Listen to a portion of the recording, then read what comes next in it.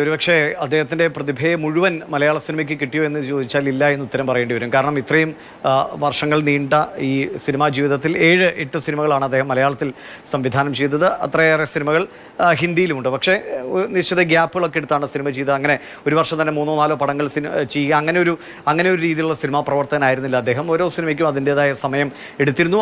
ആ സമയം എടുത്തിരുന്നതുകൊണ്ടാണ് ഇപ്പോൾ യോദ്ധയാണെങ്കിലും ഗാന്ധർവാണെങ്കിലും നിർണയം, വ്യൂഹം, ഈ സിനിമകളൊക്കെ ഇപ്പോഴും പ്രേക്ഷകരുടെ മനസ്സിലുള്ളത്. ഇപ്പോഴും അത് ടെലിവിഷൻ സ്ക്രീനിൽ വന്നാൽ ആളുകളെ പിടിച്ചിരുത്താൻ കഴിയുന്ന സിനിമകളായി നിലനിൽക്കുന്നു. അത്രയേറെ ഗൃഹപാഠം ചെയ്തുകൊണ്ട് ഒരേ സിനിമയും സമീപിക്കുക എന്നതായിരുന്നു. അത് ഏത് ജോണറിലെ, ഇപ്പോൾ തമാശയാകട്ടെ അല്ലെങ്കിൽ സസ്പെൻസ് ത്രില്ലറാകട്ടെ, ഏത് പറയുമ്പോഴും അതിനെ പൂർണ്ണമായും അതേ വൈകാരികതയോടുകൂടി അതേ രസത്തോടെ പ്രേക്ഷകരിലേക്ക് എത്തിക്കാൻ കഴിഞ്ഞ സംവിധായകനായിരുന്നു സംഗീത് ശിവൻ എന്നതിൽ യാതൊരു തർക്കവുമില്ല. പ്രത്യേകിച്ചും ബോളിവുഡിൽ ഇപ്പോൾ ഡിയോൾ ഫാമിലിയൊക്കെയായി അദ്ദേഹത്തിന് അടുത്ത ബന്ധമുണ്ടായിരുന്നു. അവരുമായി ബോബി ഡിയോളിൻ്റെ ഏക് എന്ന സിനിമയൊക്കെ അദ്ദേഹം ചെയ്തതാണ്. ഇപ്പോൾ കഴിഞ്ഞ ദിവസങ്ങളാണ് ബോബി ഡിയോളും സണ്ണി ഡിയോളും ഒക്കെ അവരുടെ സിനിമാ രംഗത്ത് അവർ അനുഭവിച്ച തിരിച്ചടികൾ, അതിൽ നിന്നുള്ള മടങ്ങിവരവിനെ കുറിച്ചൊക്കെ കണ്ണീർ വാർത്തുകൊണ്ട് പറയുന്നത് നമ്മൾ കണ്ടതാണ്.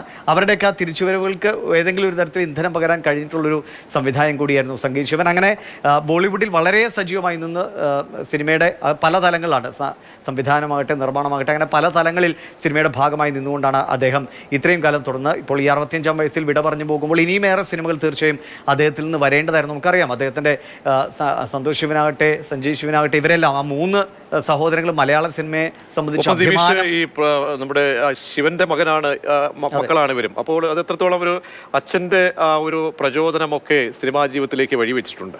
തീർച്ചയായും ശിവൻ സ്റ്റുഡിയോ എന്ന് പറഞ്ഞാൽ തിരുവനന്തപുരത്തുകാർക്ക് ശിവൻ സ്റ്റുഡിയോ അറിയാത്തവരില്ല. അത്രയേറെ മലയാള സിനിമയുടെ തുടക്കത്തിൽ തന്നെ, അല്ലെങ്കിൽ ഇത്തരമൊരു മാധ്യമം അല്ലെങ്കിൽ ഒരു ക്യാമറ എന്നൊരു സംവിധാനം ആളുകൾക്ക് കൂടുതൽ പരിചയപ്പെട്ട് തന്നെ തുടങ്ങിയത് ശിവൻ സ്റ്റുഡിയോയും അതിന് ഒരു പ്രധാന കാരണമായിരുന്നു എന്ന് പറയാം. അത് ആ അച്ഛൻ്റെ പാത പിന്തുടർന്ന് തന്നെയാണ് ഈ 3 പേരും, സഹോദരങ്ങളായ 3 പേരും സിനിമാ രംഗത്തേക്ക്, അത് ക്യാമറയിലൂടെ ആകട്ടെ സംവിധാനത്തിലൂടെ ആകട്ടെ, അങ്ങനെ ഈ സിനിമയുടെ വലിയ ലോകത്തേക്ക് അവർ ചൂടുവെച്ചത് അച്ഛൻ്റെ പാത പിന്തുടർന്ന് തന്നെയായിരുന്നു. ഈ വളരെയേറെ കാലങ്ങൾക്ക് മുമ്പ് വരെ അദ്ദേഹത്തിൻ്റെ സ്റ്റുഡിയോ സജീവമായി പ്രവർത്തിച്ചിരുന്നതാണ്. അവിടെ എത്തി, ശിവൻ സ്റ്റുഡിയോയിലെത്തി ഇതുമായി ബന്ധപ്പെട്ട അനുഭവങ്ങൾ തേടിയിട്ടുള്ള, അല്ലെങ്കിൽ പഴയ കാലത്തെ സിനിമാറ്റോഗ്രാഫിയുടെ അനുഭവങ്ങൾ തേടിയിട്ടുള്ള ഒരുപാട് ചലച്ചിത്ര പ്രവർത്തകർ ഇപ്പോഴുമുണ്ട്. അങ്ങനെ ഇവരെല്ലാം നമുക്ക് സമ്മാനിച്ചത് അതാണ്. ഇപ്പോൾ നമുക്കറിയാലോ, ഒരുപാട് തമിഴിൽ അഭിനയിക്കുന്നുണ്ട്, തമിഴ് സംഗീത സംവിധായകരായിട്ടുണ്ട്, തെലുങ്കിലുണ്ട്. മലയാള സിനിമയിലെ ആളുകളൊക്കെ പാൻ ഒരു നേച്ചറിലേക്ക് എല്ലാവരും പോയിക്കൊണ്ടിരിക്കുന്ന സമയം, അതിനൊക്കെ ഏറെ വർഷങ്ങൾക്ക് മുമ്പ്, പതിറ്റാണ്ടുകൾക്ക് മുമ്പ് ഇങ്ങനെയൊരു ബോളിവുഡിലേക്കൊരു വഴി വെട്ടി തുറന്നു പോയവരാണ് തീർച്ചയായും ശിവൻ എന്ന അദ്ദേഹത്തിൻ്റെ മക്കൾ, ഈ സഞ്ജീവ് ശിവനാകട്ടെ, സന്തോഷ് ശിവനാകട്ടെ, എല്ലാവരും. അപ്പോൾ അവിടെ സംവിധായകൻ എന്ന നിലയിലും അദ്ദേഹത്തിന് കഴിഞ്ഞു. അതേസമയം തന്നെ മലയാളത്തിലും ഇത്രയേറെ സജീവമായി ഇന്നും ഒരു വളരെ ഫ്രഷ്നസ്സോടുകൂടി നമ്മൾ കാണുന്ന സിനിമകളാണ്. യോദ്ധ കാണാത്ത മലയാളി ഉണ്ടോ എന്ന് ചോദിച്ചാൽ ഇല്ല എന്ന് തന്നെയാണ് ഉത്തരം. അത് കണ്ട് ചിരിക്കാത്ത, ഒന്നിൽ കൂടുതൽ തവണ കാണാത്ത മലയാളികളുണ്ടോ എന്ന് ചോദിച്ചാലും ഇല്ല എന്ന് തന്നെയായിരിക്കും ഉത്തരം. അതുപോലെ തന്നെയാണ് ഗാന്ധർവവും നിർണയവും ഒക്കെ മലയാള സിനിമാ പ്രേമികളുടെ മനസ്സിൽ ഇടം പിടിച്ചിട്ടുള്ളത്. അങ്ങനെ വളരെ കുറച്ച് സിനിമകൾ കൊണ്ട് കൂടുതൽ പ്രേക്ഷകരെ ആകർഷിക്കാൻ കഴിഞ്ഞ, അല്ലെങ്കിൽ 3 സിനിമകളിലൂടെ, മോഹൻലാലിൻ്റെ കഥാപാത്രങ്ങളിലൂടെ അദ്ദേഹത്തിന് ഒരു 10-20 സിനിമകൾ ചെയ്യുന്ന അത്രയേറെ ജനപ്രീതി ആർജിച്ച് കൊടുക്കാൻ കഴിഞ്ഞ ഒരു സംവിധായകനായിരുന്നു സംഗീത് ശിവൻ. തീർച്ചയായും ദിവിഷ് പറഞ്ഞതുപോലെ തന്നെ വളരെ ചുരുക്കം ചില സിനിമകൾ മാത്രമേ എടുത്തിട്ടുള്ളെങ്കിലും ആ എടുത്ത സിനിമകളിൽ വളരെ പ്രധാനപ്പെട്ട ഒരു അടയാളപ്പെടുത്തലായി അത് മാറുന്നു എന്നുള്ളതാണ് മലയാളിയെ സംബന്ധിച്ചോളം ഒരു തീരാ നഷ്ടം എന്ന് പറയേണ്ടി വരുന്നത്. അപ്പം ദിവിഷ് ഈ പറഞ്ഞതുപോലെ ഉള്ള ചിത്രങ്ങൾ, 2-3 ചിത്രങ്ങൾ അറിയാം, നിർണയമൊക്കെ അന്നൊരു ശക്തമായ ഒരു മെസ്സേജ് കൂടി കൊടുക്കുന്ന ഒരു ചിത്രമാണ്. കാരണം ആ വർഷത്തിലൊക്കെ തന്നെ നമ്മളിപ്പോൾ ഇന്ന് കാലിക പ്രസക്തി ഏറെയുള്ള ഒരു കഥാതന്തുവിലേക്ക് അന്ന് നിർണയം മാറുന്നു.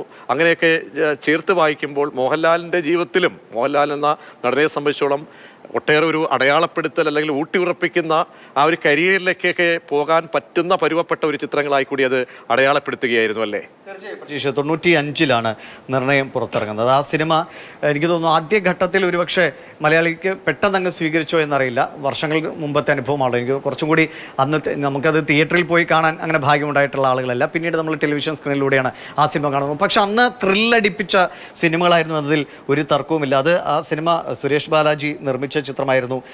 സംഗീത് ശിവൻ തന്നെയാണ് അതിൻ്റെ ആ കഥ എഴുതിയതും തിരക്കഥ സംഭാഷണം നിർവഹിച്ചത് ചെറിയാൻ കൽപ്പകവാടിയാണ്. അദ്ദേഹവും ചെറിയാൻ കൽപ്പകവാടിയും തീർച്ചയായും വളരെയേറെ അദ്ദേഹത്തിൻ്റെ സിനിമാ ജീവിതത്തിലും സംഗീത് ശിവൻ വഹിച്ച പങ്ക് വളരെ വലുതാണ്. വലുതാണ്.